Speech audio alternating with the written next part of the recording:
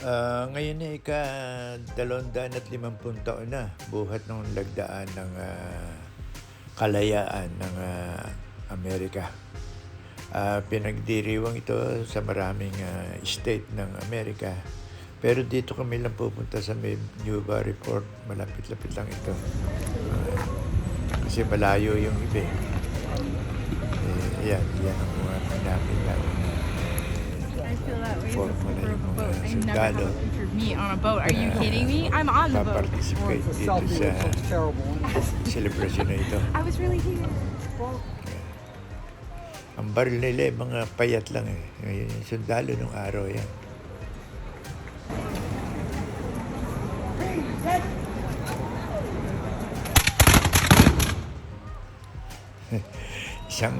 isang kalapit, isang putok, isang kasak, isang karga ng bala. Ayun yung lalagyan ng bala sa bebo, nakasabi.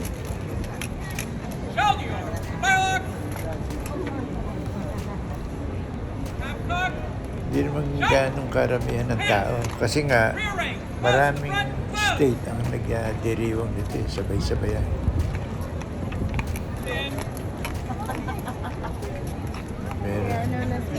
Forma na.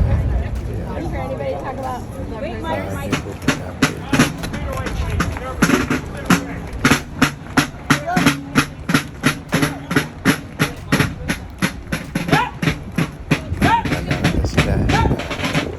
meron ka lang red coat yung tawagin.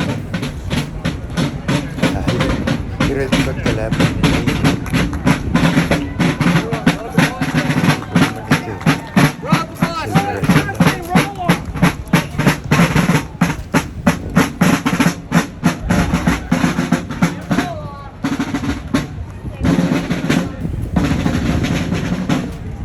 Yun, sila ito.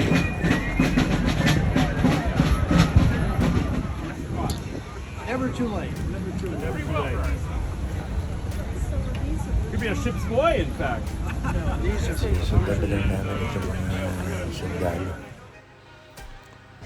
Dito pala pupunta sa yung ilog na yan, tinatawag Merrimack River. Mula sa New Hampshire, papunta ng Massachusetts, tapos papunta na sa Atlantic Ocean.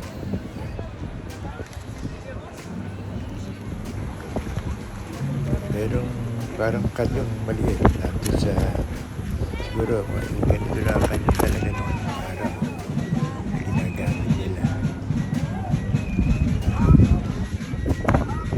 they even got the appropriate chairs for them to sit on. I mean, really appropriate now.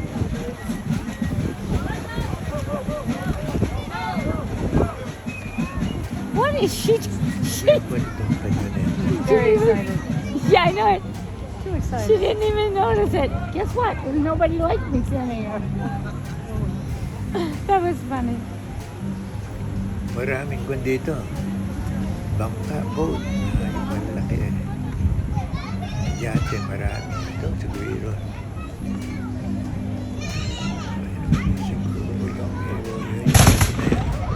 Sinta namin na may mga na yung nagpaputok. Yeah.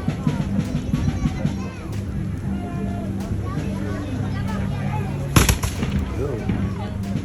May hina lang ang putok nila. Yan.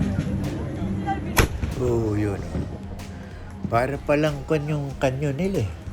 Yung bang bumbong dun sa atin kung bagong taon na yari sa kawayan. Merong sinisilid. O, yun. Yung mga bumbong na tikalburo. Ganun. Ganun lang. Malakas pa ang putok ng mga bumbong doon sa atin. O, yan. Logo, dahil malayo rin kami at saka sa likod kami.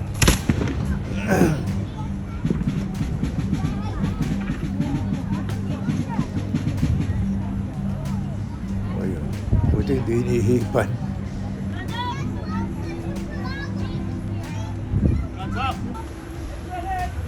Ulit, tataki pa ng tenga. May malakas-lakas siguro. Kaya lang malayo nga kami. Kaya hindi namin matinigaan. Nagtatagin pa ng tayo.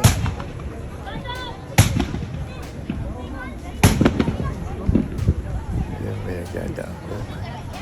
Sasakyan dagat.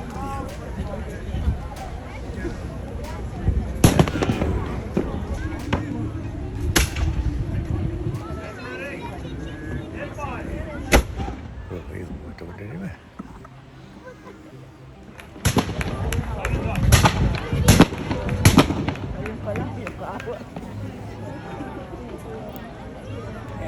Sali yung siguro dito nang may nagdadaan mga kalaban sila kaya kinakanyon nila yan ang palabas. Wala lang kasi nagpapaliwanag. Ayan.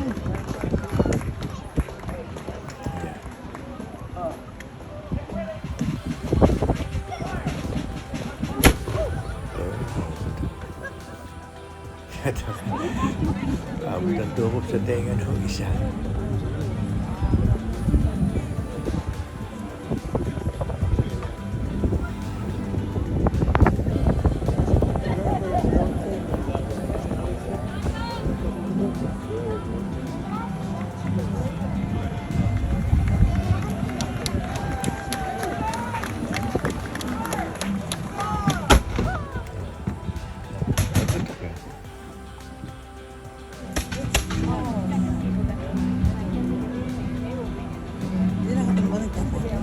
Nagtatalo sila.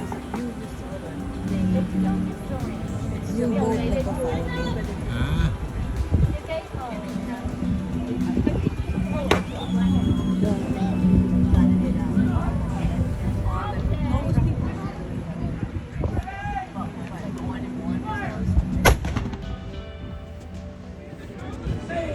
Ito naman yung rifle.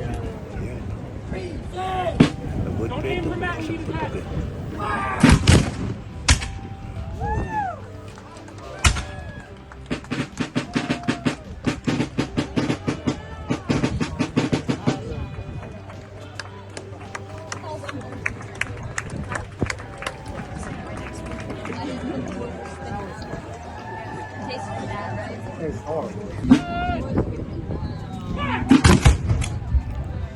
Kaya yung mga rifleman na yun. Siya na. Papaputok din sila. Yun ang nagpapatulog kanina. Sa umpisa.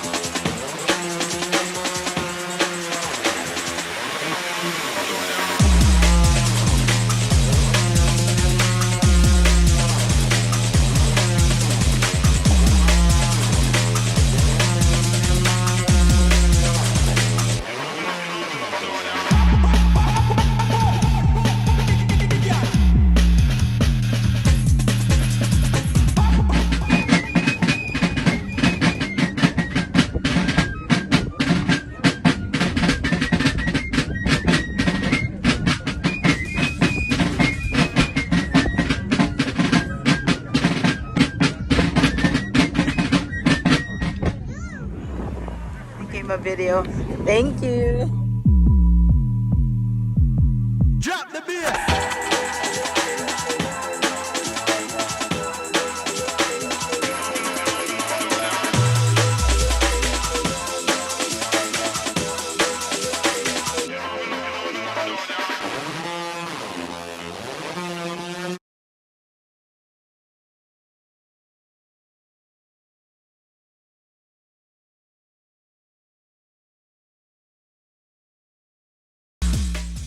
Subukan ko ang hiramin yung pararata ito.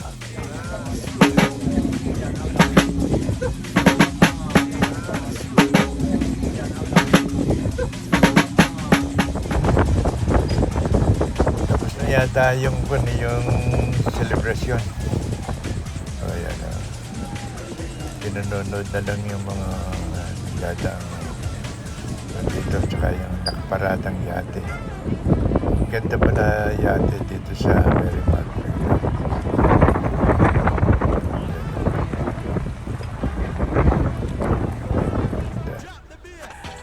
Ay, si Lady. Napagod na yata kadalakan.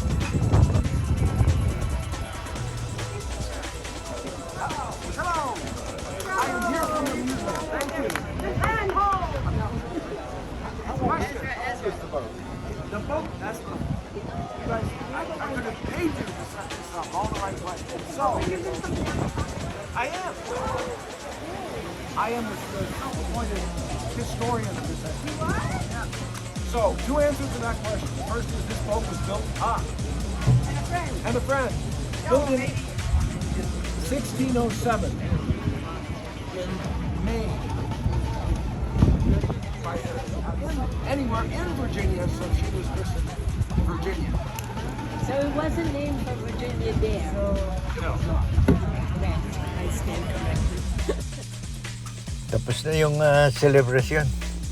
Kaya yan, no? Pasyal-pasyal na lang at uuwi na rin kami. Yan. Ayan, sa nadaanan namin, parang tumana ba? Yan, nabito kami.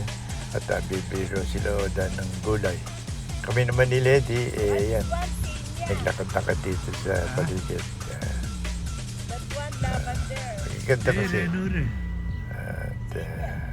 At pinong-pino ang buhangin.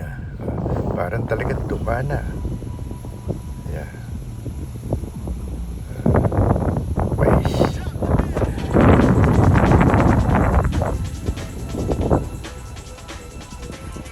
Lubang nito. Pero mga flower, mga ornamental ang karamihan. Ayan. Okay. Thank you sa panonood ninyo. Sana nag-enjoy kayo dito sa aming sa aking video. Hanggang sa muli. At sa ibang lugar naman tayo mamamasyal. Titingnan natin sa kung saan maganda pumasyal.